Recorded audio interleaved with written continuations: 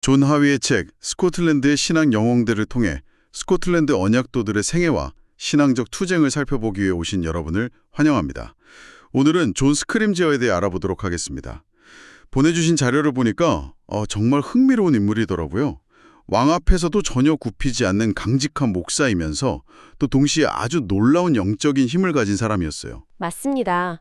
17세기 스코틀랜드라는 그 격동의 시대를 정말 온몸으로 살아낸 인물이죠. 네, 그의 이야기를 제대로 이해하려면 먼저 그 시대적 배경을 좀 짚고 넘어가야 하는데요.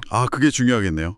당시 스코틀랜드 국왕이었던 제임스 6세다 교회의 모든 것을 통제하려고 했거든요.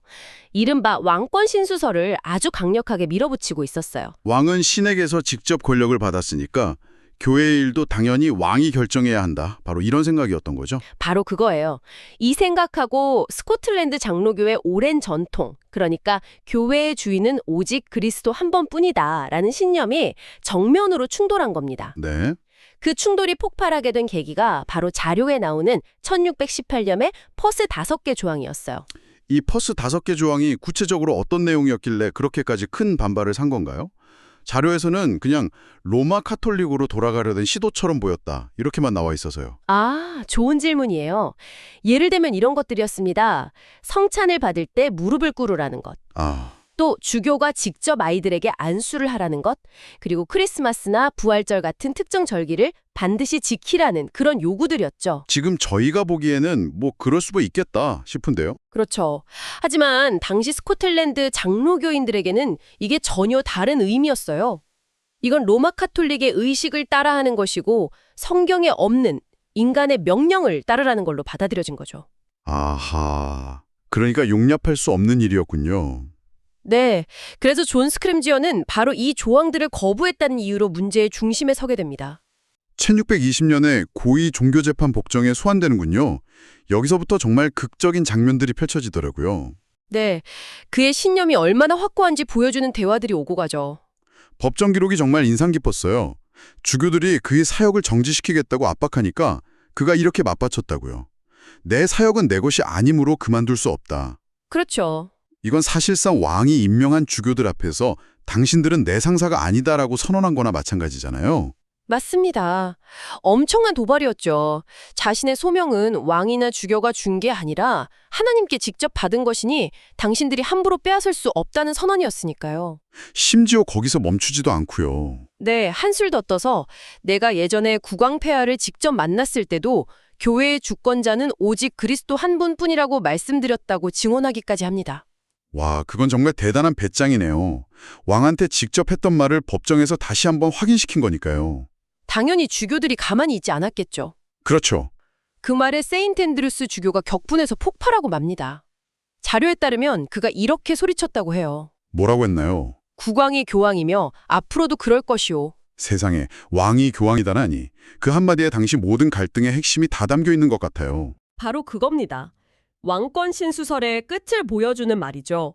왕은 교회의 영적인 문제까지 모두 관장할 수 있다는 생각과 아니다, 국왕이라도 교회의 영적인 권위 아래에 있다는 생각이 정면으로 부딪히는 그 순간을 상징적으로 보여주는 대화예요. 여기서 스크림지어의 반응도 대단하더라고요. 네, 전혀 물러서지 않고 아주 차분하게 왕에게 악한 칭호를 붙이는군요 라고 응수했다고 합니다. 결국 그는 사역정지 처분을 받게 되죠.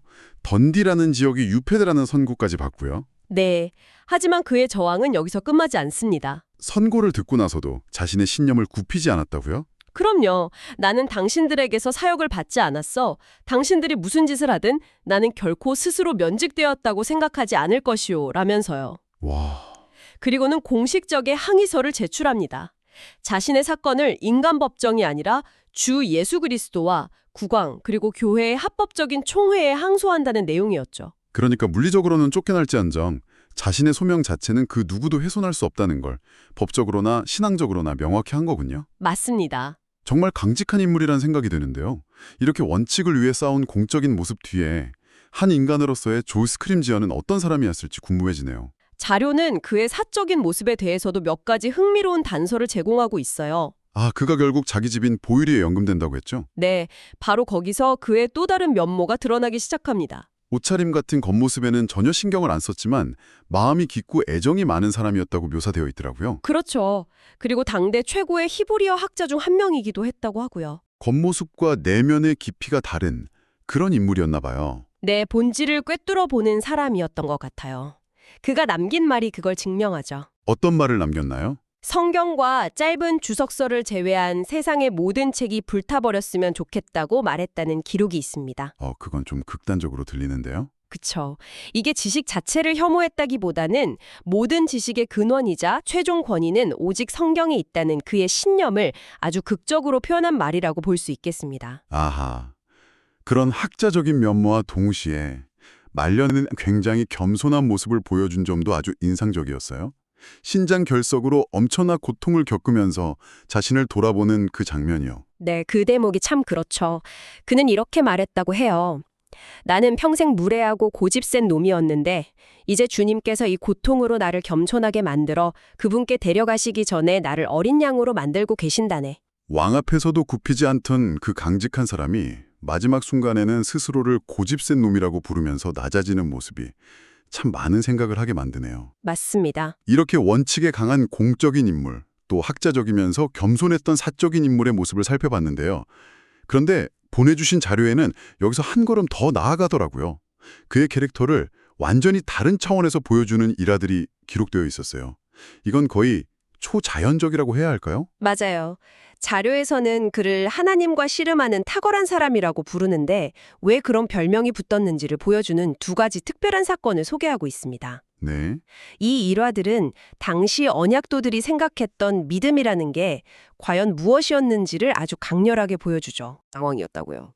네, 모두가 이제 포기하려던 그 순간에 스크림지어는 접근 방식을 완전히 바꿉니다. 어떻게 바꿨나요? 여기서 아주 흥미로운 지점이 나타나는데 바로 간청의 기도에서 선포의 기도로 전환된다는 점이에요. 그는 더 이상 하나님 도와주세요라고 부탁하지 않습니다. 대신 이렇게 외치죠.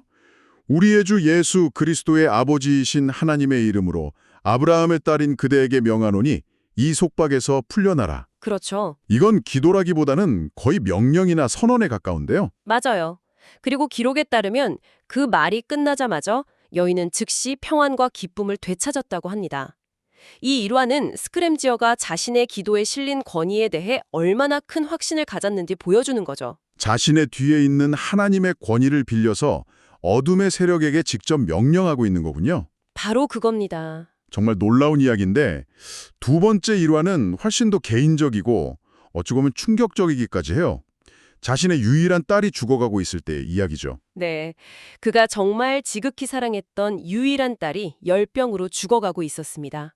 의사도 포기한 상황이었고요. 아, 그는 밤에 혼자 들판으로 나갔다고 합니다. 그리고 거기서 하나님과 논쟁을 시작했다고 기록되어 있어요. 잠깐만요. 하나님과 그냥 기도를 한 게 아니라 논쟁을 했다고요?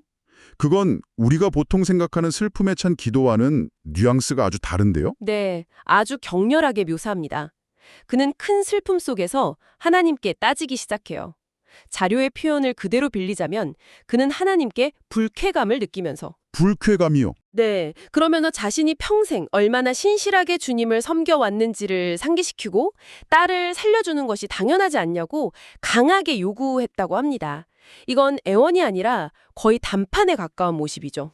자신의 사역을 걸고 하나님과 거래를 하려고 한 것처럼 들리네요. 그래서 그 결과는 어땠나요? 바로 그 순간 그가 하나님으로부터 직접적인 응답을 들었다고 기록되어 있습니다. 어떤 응답이었죠? 이번에는 내 말을 들었으나 앞으로는 이런 담대함을 사용하지 말라는 음성이었다고 해요.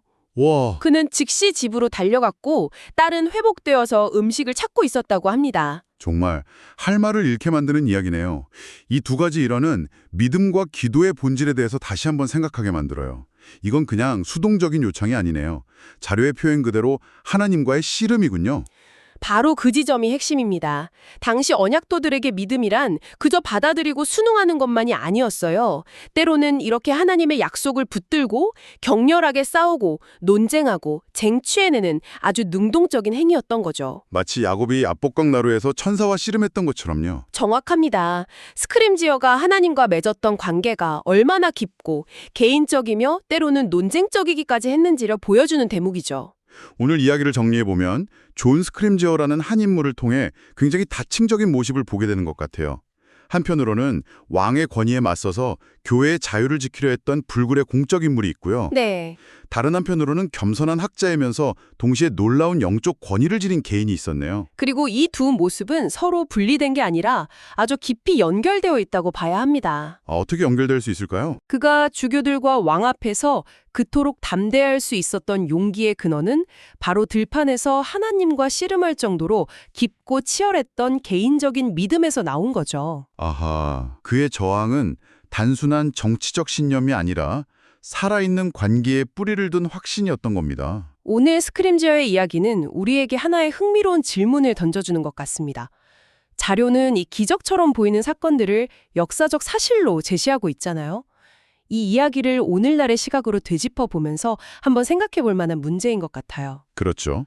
갈등과 불확실성의 시대에 존 스크림지어처럼 흔들리지 않는, 심지어 대담하기까지 한 개인의 신념은 어떤 힘을 가질 수 있을까요? 그리고 그의 기도처럼 우리가 믿음이라고 부르는 것과 자칫 월권으로 보일 수 있는 행동 사이의 경계는 과연 어디에 있는 걸까요? 여러분도 한번 생각해 보시면 좋겠습니다.